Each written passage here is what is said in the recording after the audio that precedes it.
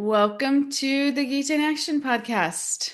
My name's Radha, and I'm here with our family of seekers. We're reading through the Bhagavad-gītā verse by verse. We've been at it. Our 2-year anniversary is coming up. Friends, our 2-year anniversary is August 19th, I believe. So that's how long we've been at it here together, reading through the Gita. And we will finish, maybe, let's say maybe. We may finish the 12th chapter today. So that's where we are. Really, really nice section, really practical section that we're at right now in the 12th chapter that we get to talk about today.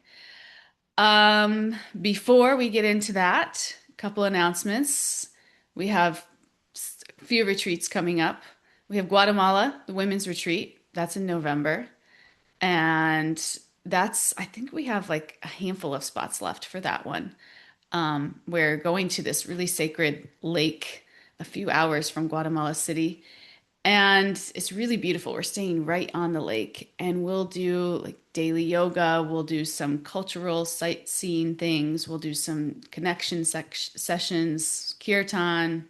We'll have a private vegetarian cook. So it will be amazing. And if you want to come to that, like I said, there's a few spots left. ConsciousCollectiveLife.org is our website now. So you can check everything out on that website, ConsciousCollectiveLife.org. And sign up. Because there's just a few spots left. And with that, we have the Yoga Festival in August at New Vrindavan, and then we have Pilgrimage in February. So all of these are on our website if you want to check it out and come with us, because we've become a little family here. And when we go on retreat together, it's like another layer of depth that we come into these relationships. And these relationships are everything in our spiritual life. Somebody told me a couple days ago, my boss actually told me that relationships are like the key for the ignition of our bhakti car, of our spiritual vehicle. So these relationships are so important. They really keep us going. And that's why we make time for them. So with that, let's go ahead and start. Before we get into the text, Stella, do you want to say our prayers for us? Om Jnana Timirandasya Jana Jana Salakaya Chakshuranmilitam Yena Tasmai Shri Guruve Namaha. Nama Om Vishnu Padaya Krishna Prastaya Bhutale Srimate Bhaktivedanta Swaminiti Namane. Vanchakalpa tarubhyascha kripa sindhubhyeva cha patitanam pavanebhyo vaishnavebhyo namo namaha. Jai Shri Krishna Chaitanya Prabhu Nityananda Shri Advaita Gadadhar Shivasadi Gaura Bhakta Vrinda. Hare Krishna, Krishna Krishna, Hare Hare, Hare Rama, Rama Rama, Hare Hare. Jai Srila Prabhupada ki Jai. Jai. Thank you. So nice. So we will start in 17. So chapter 12, text 17 is where we're starting. I'll share my screen. And when you're ready, Stella. Okay. Say the verse again. 17? 17. 12, 17. Yep.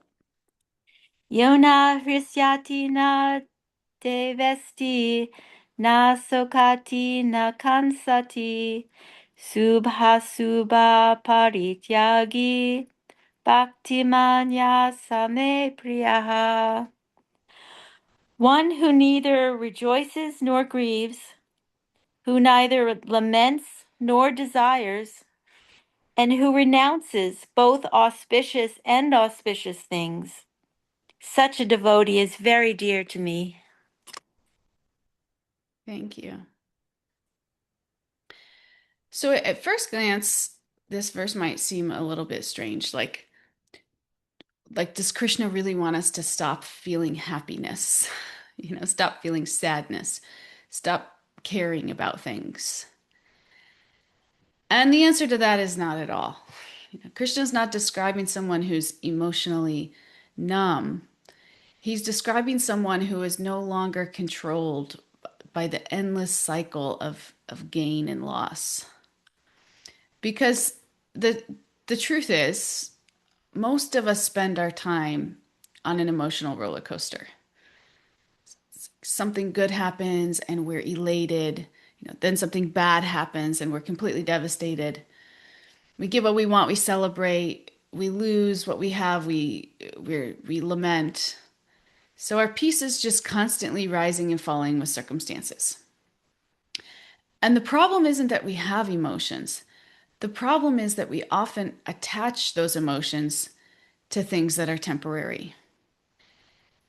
So one day somebody praises us and we're on top of the world, and then the next day we get criticized and we're just like completely questioning everything.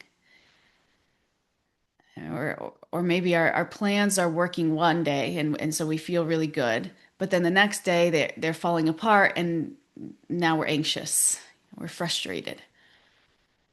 And this happens because our emotions are tied to circumstances that are constantly changing. And as we connect to Krishna through this process of bhakti, we start to anchor to something beneath all the ups and downs of life. So it's like life is still happening, the challenges are still coming, the disappointments are still there, but we're just no longer thrown around by every wave on the surface because our anchor is so much deeper than that. And so bhakti doesn't remove emotion from our life, but it purifies that emotion because we're emotional beings. It's a part of our makeup. But as we become spiritually evolved, we become more and more expert at directing those emotions towards that which is eternal. And in turn, we become much more steady. So this brings us to the next part of the verse. Krishna says that devotees renounce both auspicious and inauspicious things. And so one here could question, like, why both? Because typically we say, oh, we like auspicious things. But again, one of the biggest sources of emotional turmoil is that we're constantly labeling things. Like, this is good, this is bad, this is what I wanted, this is not what I wanted. And then again, our emotions are just rising and falling according to those labels. What we've decided is good in our life and bad. Mostly that depends on our level of comfort. This is comfort for me, this is giving me some pleasure, this is not. So that's good, this is bad. But what happens is as we go through life and we get a little bit experienced, we realize that even the way that we labeled some of those things is not really complete. If we think about it, something that we really wanted, like a promotion or a relationship or a house, a certain opportunity. At one time, we may have thought, like, if I get this, everything will be better. Like, this is my gold star. We probably have all had that. Like, I just need to get there. Everything will be better. And then for many of us, we get it and we realize it's not as great as we thought it was. Or it's good for a while and then the excitement fades. And then we're chasing the next thing. And then on the other hand, once we start to get a little bit of experience and a little bit thoughtful, we start to realize that some of the things that we considered most terrible in our lives that we went through actually led to the most growth, the most wisdom, or even like some unexpected opportunities, or a deeper connection with God. So what we thought was a setback actually turned out to be a blessing. And sometimes what we thought was a blessing actually becomes a distraction. So when we become a little bit thoughtful around this, we start to realize that our definitions of good and bad are not always so reliable. I think about this time in my life that I was quitting. The first time I quit my engineering job, well, I quit it twice. The first time I was going to quit, and then my boss talked me into staying part-time. So I did that, which ended up being a good thing because I was going to leave to manage this yoga studio in Philadelphia. And I got there and realized pretty much immediately that it was not what I thought that it was. And so then automatically, this is bad. But then all of a sudden I have this job in New York. I have this, I have this apartment in Philadelphia with this job that I then decided I didn't want anymore.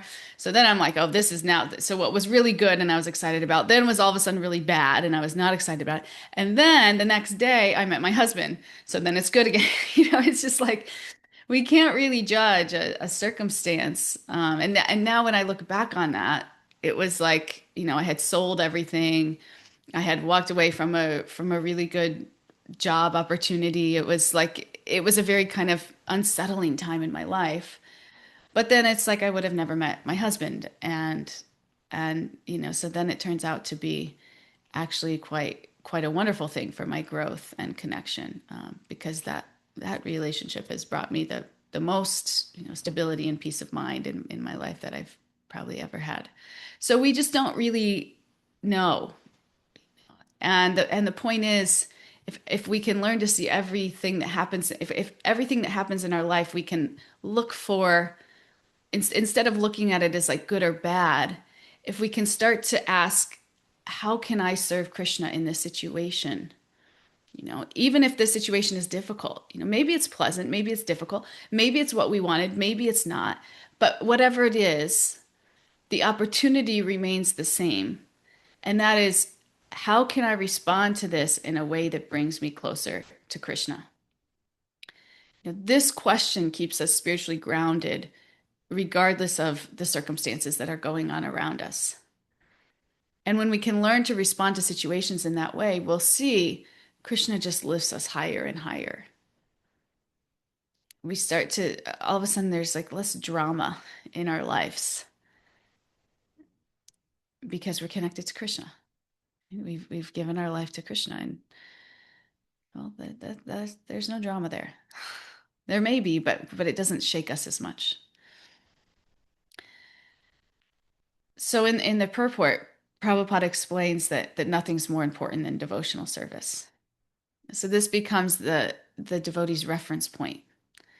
So it's no longer comfort, it's no longer success or prestige, convenience, it's service.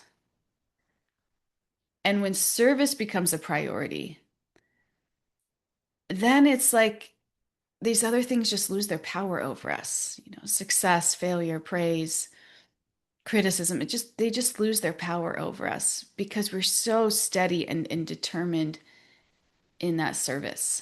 We're no longer evaluating things on how they're affecting our ego, but we're evaluating it according to whether it helps us remember and serve Krishna. A devotee becomes willing to sacrifice many things for Krishna because they've discovered that something that's just much more valuable than all of those other things.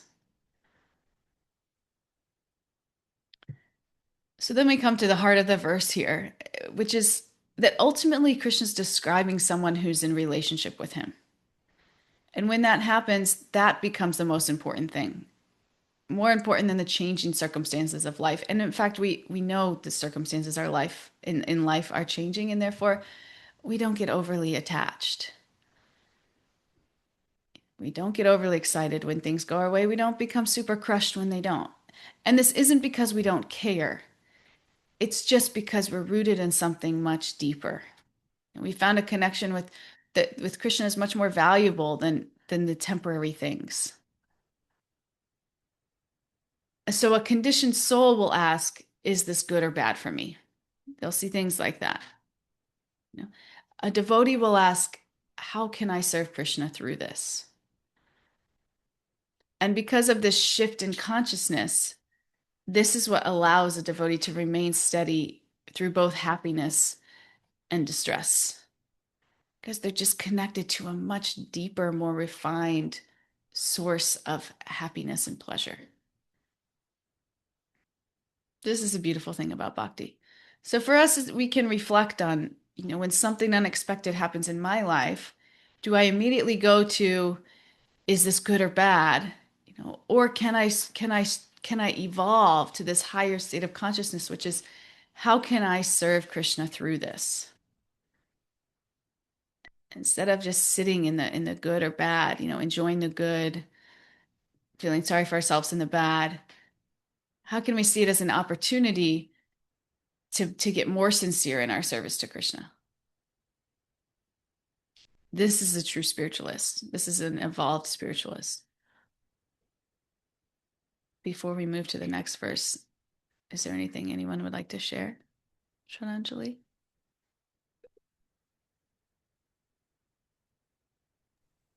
I just put in the chat like when you're really happy, but if your happiness depends on like owning something or, it's just mine, like it's harder to share it.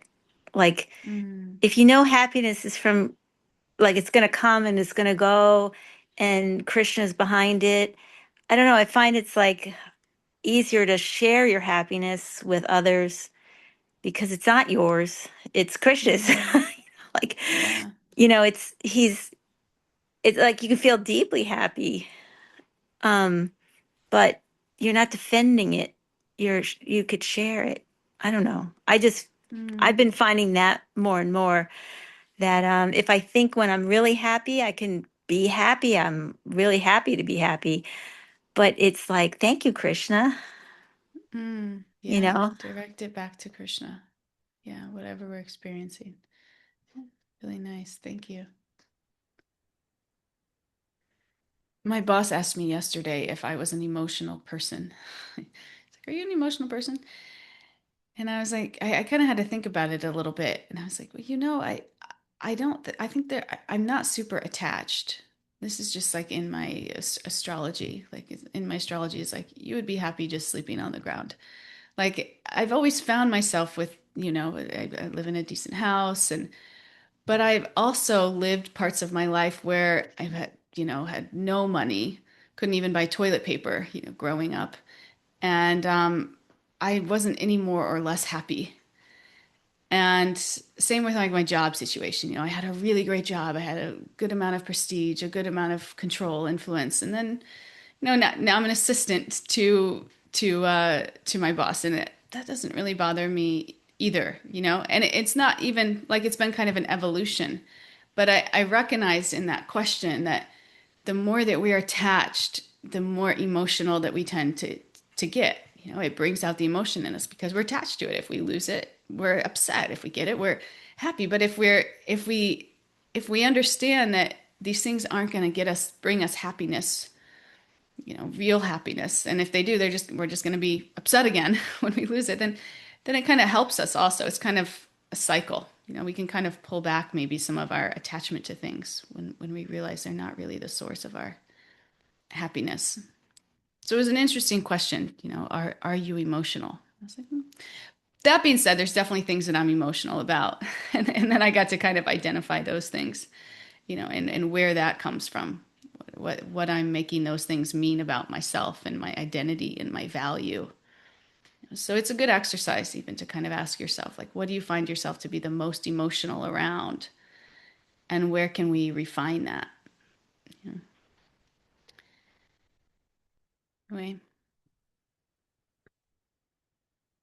okay, should we move on? I kind of had a thought about sort of Yeah, related. Annie. Yeah, I was thinking about manifesting and like you think you want some, like if you're very specific in what you're trying to manifest, it's like we don't have the big picture like Krishna does. I was thinking Mm, about like wanting a specific job in a specific hospital or something.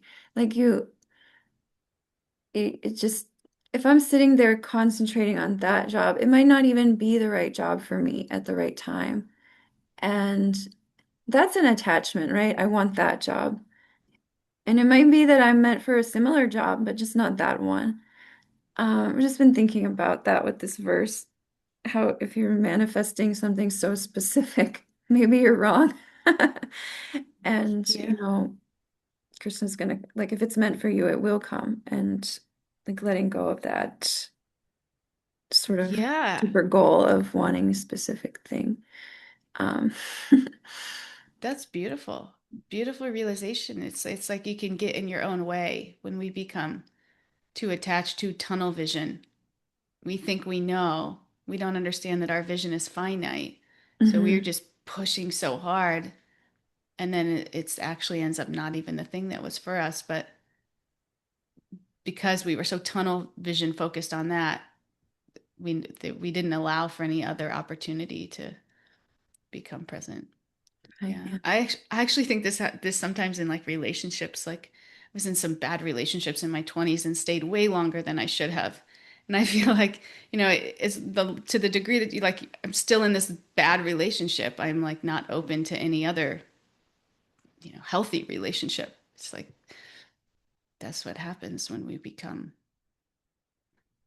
overly attached.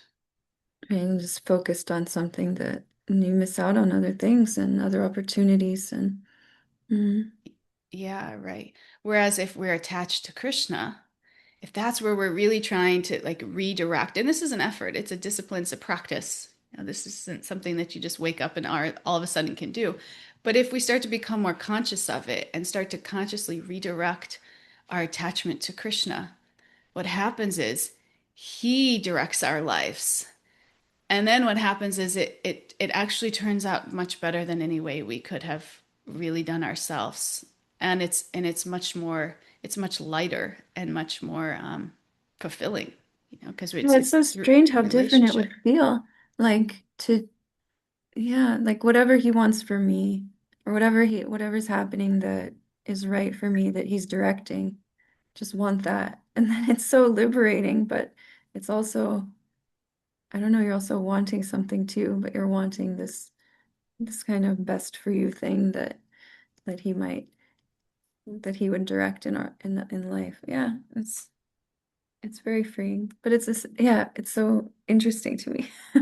Yeah, and that's actually the second part of my story when I moved to Philadelphia, and it was like I was realized right away, I'm in this rat-infested apartment. I now have, my money is much reduced.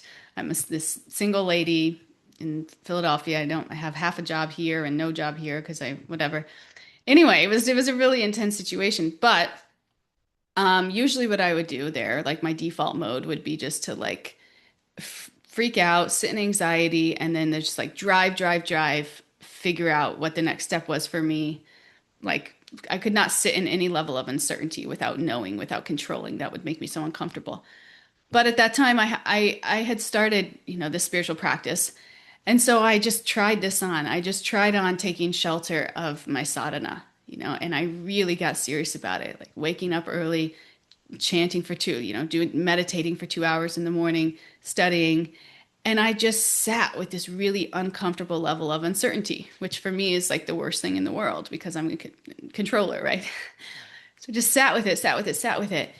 And a few months later, this new job opportunity came just literally like right into my lap, which requires me to move to Pittsburgh, but which was actually like much better than any of the jobs that I had before. It was like quite an upgrade in every way possible. And I didn't even realize how much moving to Pittsburgh would be an upgrade for my spiritual life. So it was just, I didn't have to over endeavor. I didn't have to force. I didn't have to control. It just took shelter. And then I saw firsthand how that all kind of arranged and is really beautiful. And it's a much less anxiety ridden way to do it. Also, it's a loving process because we're just taking shelter of that relationship instead of just relying on our own sheer strength and intellect, and which is quite limited compared to what's available when we connect with source.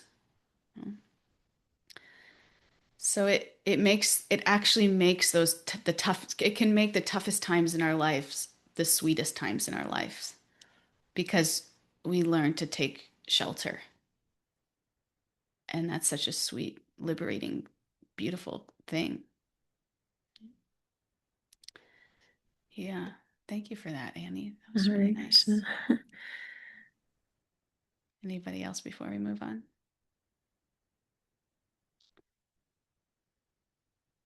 Okay, we are now 1819.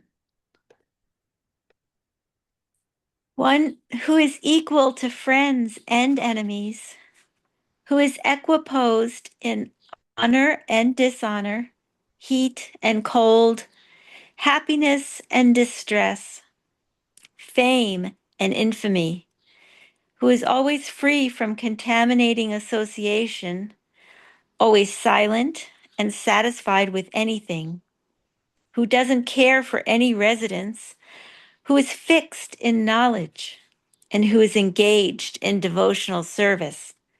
Such a person is very dear to me. Mm. That's like your story in Philadelphia. You weren't fixed to that residence. I was certainly not fixed to that residence. It was my husband has a funny story when he picked me up for our first date from there.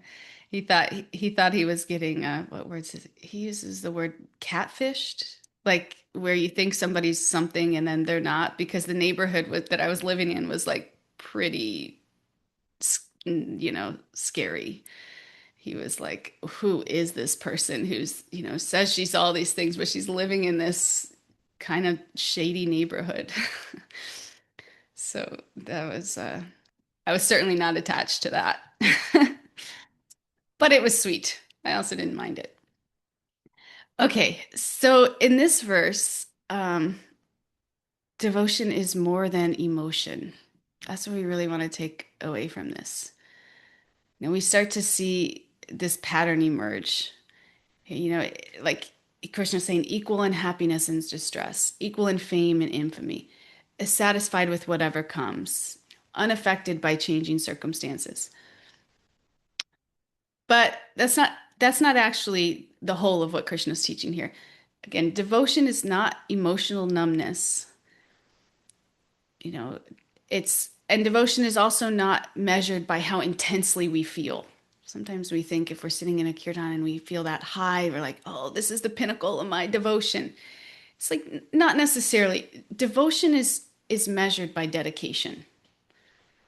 Many people think that devotion means emotion, but and certainly emotion is an important part of any loving relationship, but relationships are built on more than just feelings. Anybody who's been married longer than 5 years, knows that relationships are built on more than just feelings. It's like we can feel like a mother who has a kid who's fallen and is seriously injured. In that moment, she may feel like fear, panic, grief, concern. She may feel all these things, but what matters most is her willingness to do what the child needs in that moment. She has to put aside her emotions and act in service. And therefore the relationship is expressed not merely through feeling, but through dedication. And so this same thing happens, the same principle applies in our relationship with Krishna. Spiritual life, it's not primarily about chasing spiritual feelings. It's about learning how to serve with steadiness and sincerity and love. And emotions can sometimes get in the way of that. That was Arjuna's struggle. At the beginning of Bhagavad-gītā, Arjuna's emotions were overwhelming him. Emotions that are misdirected can get in the way of that. His compassion for his relatives, it was real. His grief was real, his confusion was real. But these emotions were preventing him from carrying out the service that Krishna really wanted him to perform. And so what we see is Krishna, gives like open heart surgery to Arjuna. And it's not to make him heartless, but it's to help him become steady enough that his emotions are no longer obstructing his devotion. And so this is why Krishna repeatedly praises equanimity. Not because he wants us to stop feeling, but because he doesn't want these temporary emotions and circumstances to pull us away from our deeper purpose. And this is like even steadiness in spiritual life. Like having a certain level of security in life is helpful because it keeps the mind calm to engage in these deeper practices. And then as we engage in these deeper practices, we develop, that muscle that we can handle more instability in our material life and still stay calm because we're more spiritually connected. So it kind of cycles like that. If we want some stability, but as we get more and more connected to Krishna, to Source, we actually learn we don't need all the stability that maybe we thought we did because we're the stability, the real stability in our life is provided by that relationship. But it takes some time. It takes some time. And Krishna says that the devotee remains steady amidst friend and enemy, honor and dishonor, fame and infamy. So something that we can notice here is that all of these are social categories. They're connected to how other people see us. And this is a big one. This is probably the thing I tend to be most attached to. When my boss asked me what makes you emotional. This is a tough one because a lot of us spend a lot of um, we build a surprising amount of our identity on external feedback. We feel valuable when we're appreciated. We feel secure when we're accepted. We feel important when we're recognized. And there's nothing wrong with that. We also have like a human need for these things on some level. But it becomes dangerous when our sense of self depends on it. This is when it becomes dangerous, when that's our anchor, because it's constantly moving and it's really not a very heavy anchor at all to begin with. Because people's opinions, they're always changing. Someone's going to praise you today, someone's going to criticize you tomorrow. Someone may support you in one season of your life and then misunderstand you in the next. So if our identity is dependent on this, our peace is constantly fluctuating. But again, a devotee learns to root their identity somewhere much deeper, and that is in the relationship with Krishna. Not in social status, not in popularity, not in reputation. And sometimes actually when you lose a lot of relationships that you took a lot of shelter in for one reason or another, you're actually kind of forced to find something much deeper to take shelter in. And sometimes that can even be helpful. In the time, it's super painful. But later we realize, actually, I was taking shelter of things that really weren't that stable to begin with. And now, now that I've gone through this and I have this stronger relationship with Krishna, maybe I can build relationships, new relationships on steadier ground, centered around Krishna. So this is a way that sometimes these things can be helpful for our spiritual life, even though in the moment we may label them as bad. So one of the most beautiful phrases in this verse is that Krishna says a devotee doesn't care for any residence, like Stella pointed out, doesn't care for any residence. And this can sound strange, but Krishna's speaking about something deeper than a physical location.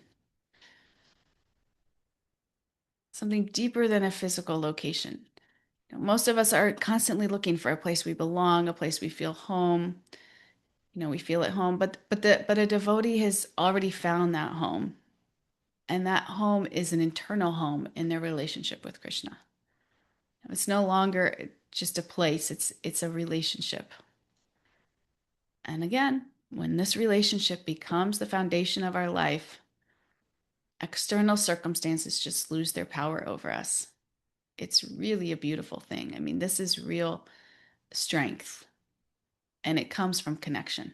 A lot of times we think strength comes from like, I can do it myself. I'm strong. I'm independent.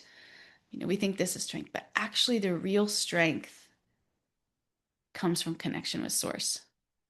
Because then we're plugging into that which is infinitely strong. And that's supporting us.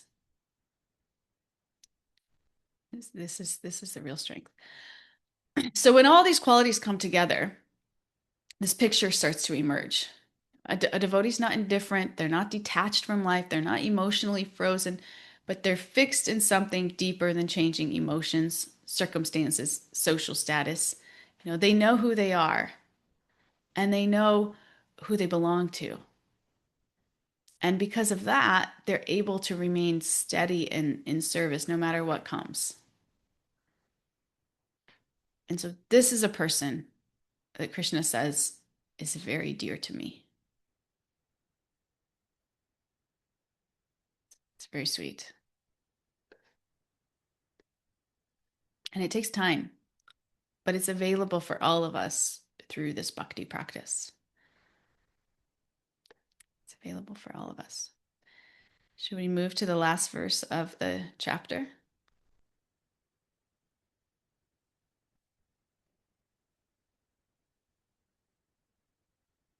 When you're ready, Stella. Last verse. Ye tu dharmantram idam yato tam par yapasate shradadanamat parama bhaktaste tiva me priyaya.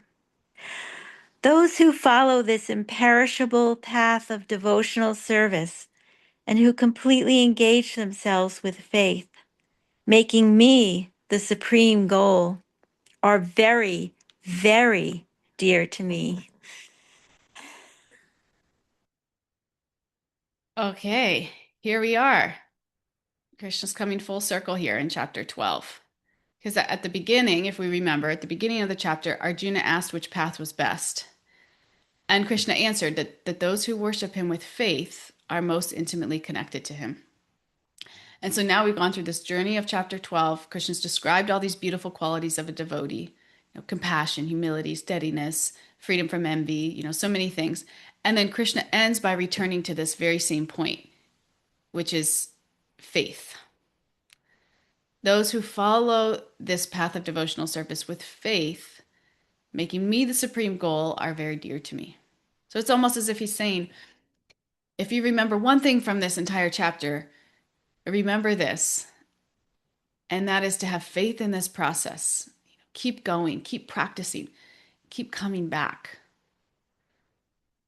And sometimes we in spiritual life, we look at people that have impressive qualities, like someone who's a good speaker or who knows a lot or who's super charismatic, super respected, and we think like that's a very spiritually evolved person. Sometimes just our material conditioning, that's just naturally what happens to us.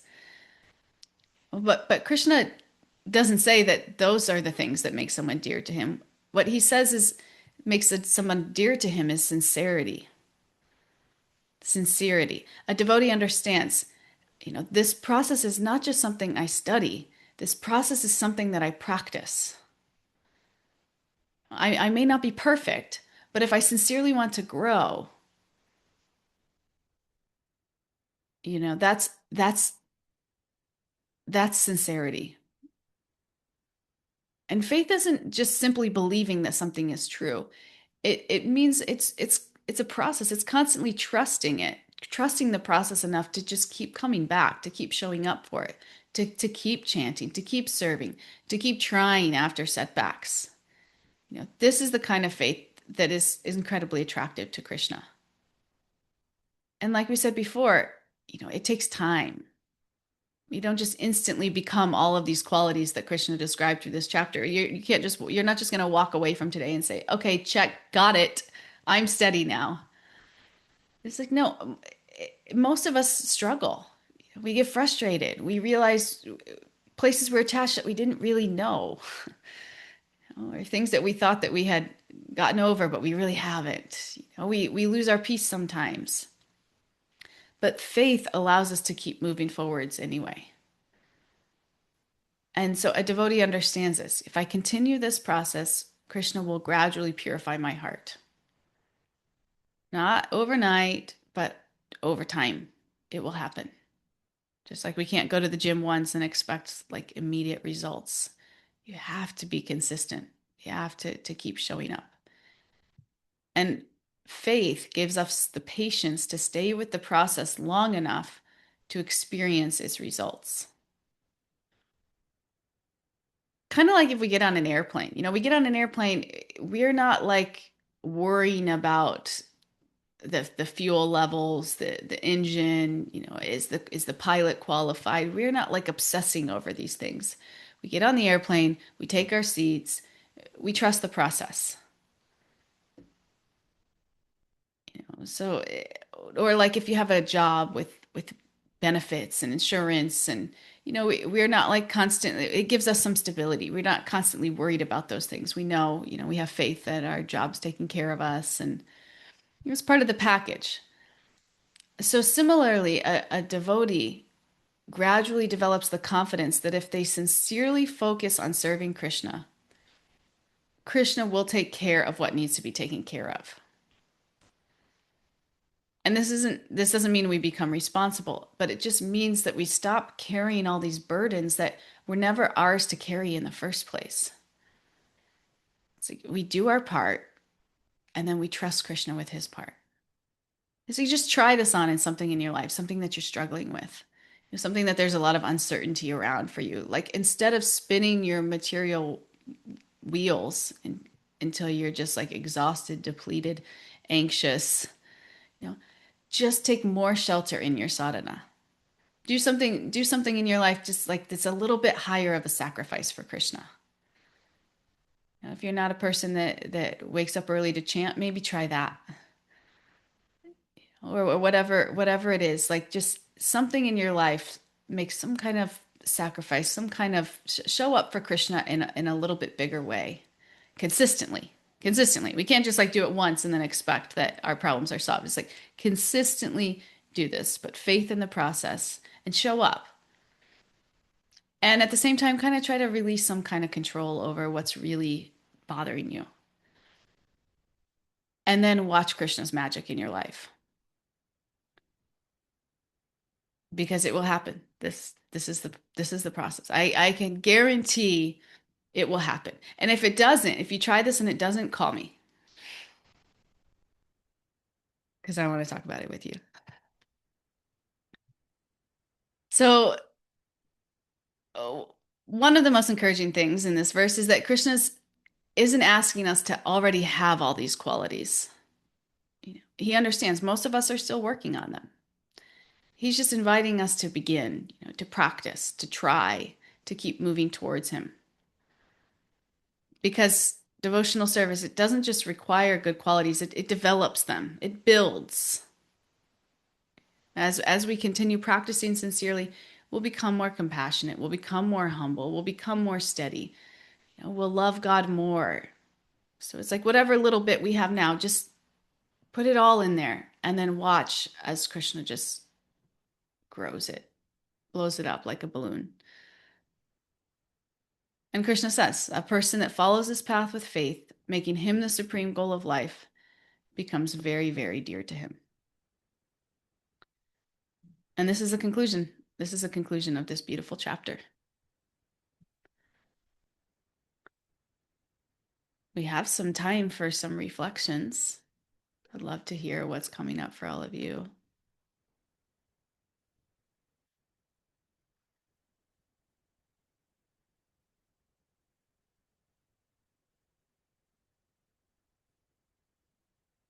Somebody break our ice. I'll break it. Thank you, Carla. I found this very interesting where you highlight who does not who doesn't care for any residence, and I just find that so interesting, and it just shook my brain a little bit, my mind or my nervous system, whatever part of me, and I was like, it to me it speaks to this sense of like non-locality, and and as I'm saying this right now, it's like the only location is actually the one that I'm carrying with me. Wherever I go in, the material realm, Prakriti, and that just, I don't know, I just love that. I don't know if it's, you know, anything but just a personal reflection, but there's something about that where it's like I'm carrying it with me. And I also really appreciate just exactly what you said about, you can't go to the gym once and expect to be like, ta ta ta ta ta, fabulous or whatever. And I work with a lot of people, and it's a practice. It's just a practice. It's a coming again, and it's just so many different ways of trying to explain that same thing.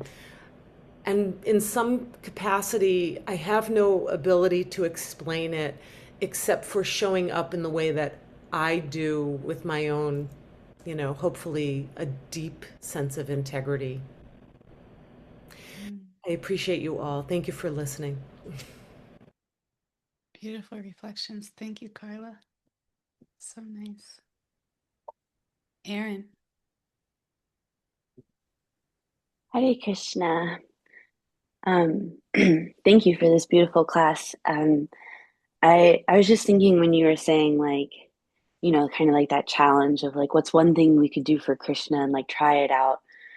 And while I could always do more, always, I feel like for me, some of it is also just like a reframing of like what I count as service and like what I deem qualifies.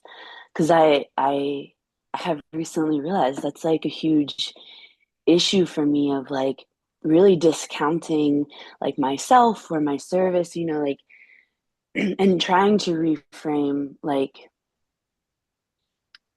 um anything I do and how I critique even chanting. I can tell you ways that it's, inattentive and it could be so much better and like I'm not always thinking about Krishna, like but just like how I like qualify things as like service or not.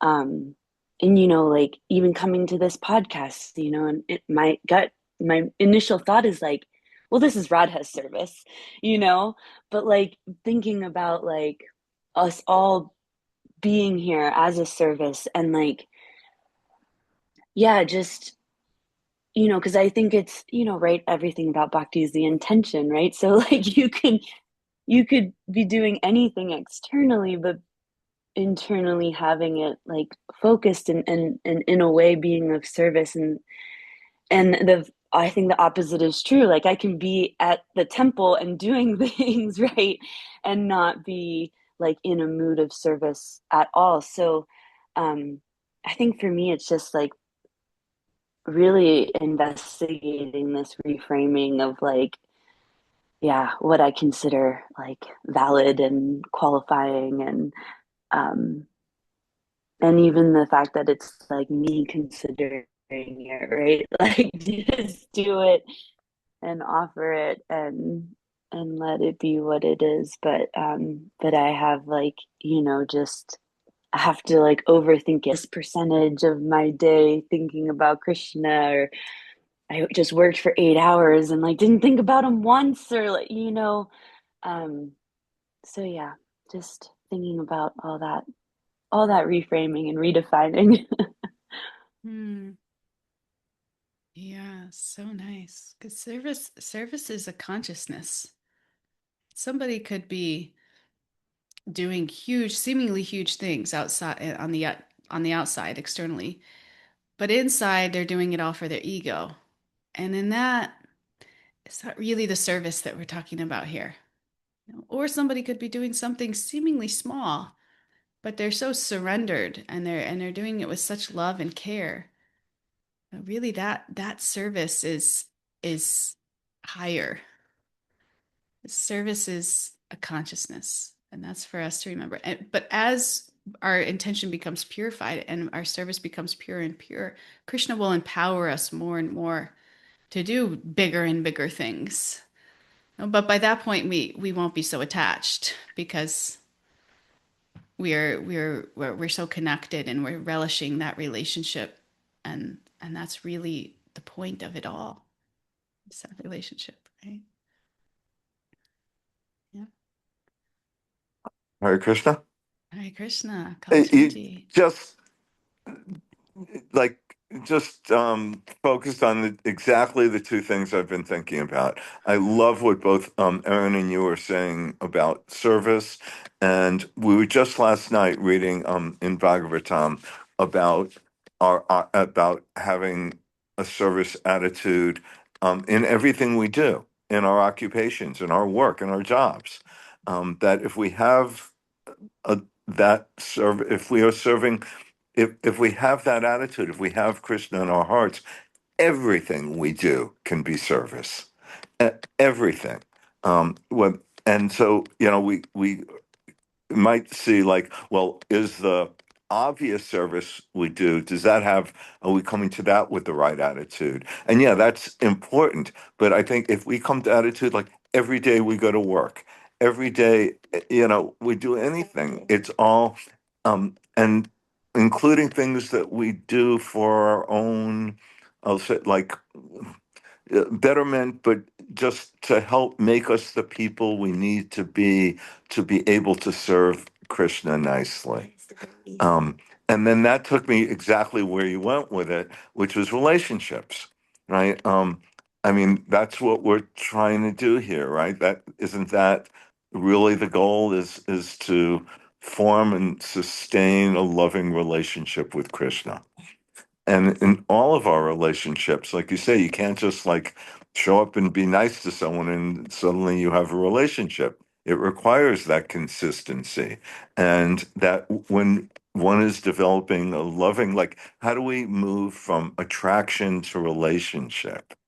And it's, by doing things, by thinking about that other person, by doing things, by making sacrifices. I mean, and all of these things that I think we know about our relationships with other people. I mean, that's our relationship with Krishna. So thank you. I think this is just a beautiful class. Thanks so much. Beautiful. Thank you. Such profound realizations. Thank you, Kalachandji.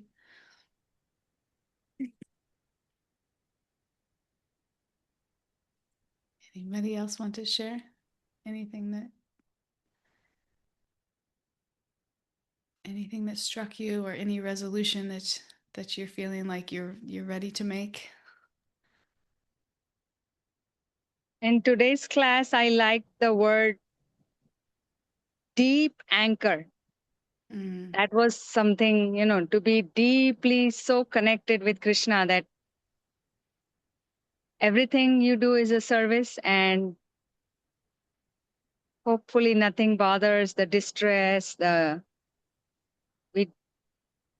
was the word that I connected with, deep anchor. Yes. Yeah. It's a nice visual there too. And it makes sense. Like if the anchor, like it's very deep in the ocean, it's not subject, deep in the ocean, it's not subject to all the little ripples and waves. But if we're just operating at the top, at the surface, then we're just constantly thrown around by those waves. So we need to be deeply anchored to that relationship. Yeah. Really nice. Might be White Lake in Dallas. I don't know White Lake, but that sounds like a nice one.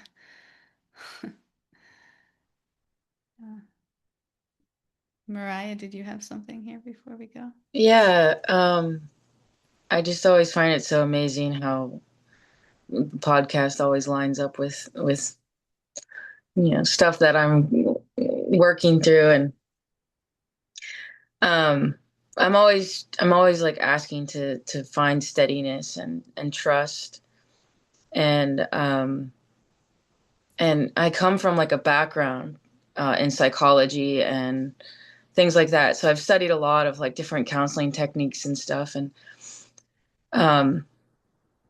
I'm always like trying to overanalyze myself and like, oh, where does this come from? I'm always trying to do that. Overanalyze, try and figure out the past pattern, trying to see where does this behavior come from.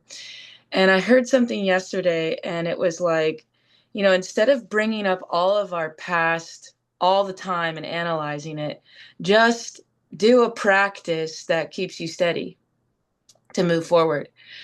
And just yesterday I heard that, and I was like, yeah, stop like trying to figure out where you're wrong or bad or whatever you think it is, and just keep moving forward in the practice that is good. And like, to me, that's like, oh, my whole new approach to Krishna consciousness is like, yeah, stop thinking you're unworthy because of something you've done.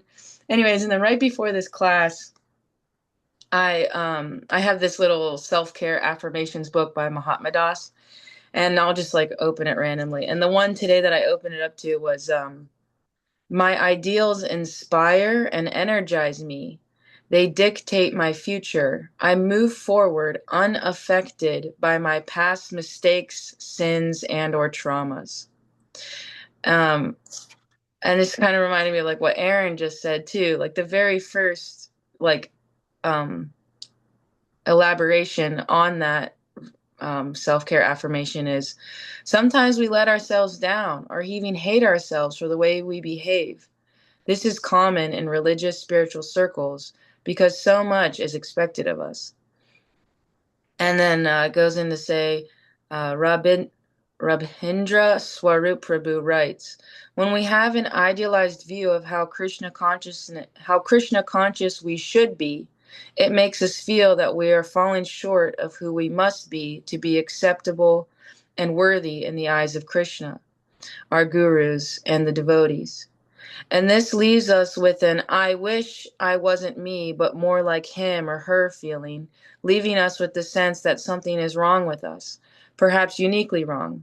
So we feel uncomfortable in our own skin. And then it goes on to keep explaining, like, you know, this isn't like our devotional service, where we're at, we're human. Krishna accepts every little bit that we give. And if we just keep staying steady, we're going to keep becoming more and more steady. And yeah, so I don't know. I just wanted to share that. And yeah, let go. Like for me at this point in my life, it's like, okay, I've analyzed my past enough, let it go and just keep moving forward, you know, just keep staying steady. So yeah, thank you. Beautiful. So nice. Thank you. Thank you for sharing. Thank you. Thank you all for sharing. And that's all we have for today. So we'll see you on Monday. Is it Thursday? Yeah, we'll see you on Monday for our chapter 12 overview. We finished the Bhakti section. So we'll be moving on to the Yan section. Okay, thank you all. Hare Krishna. Hare Krishna. Hare Krishna. Hare Krishna. Hare Krishna. Hare Krishna. Hare Krishna.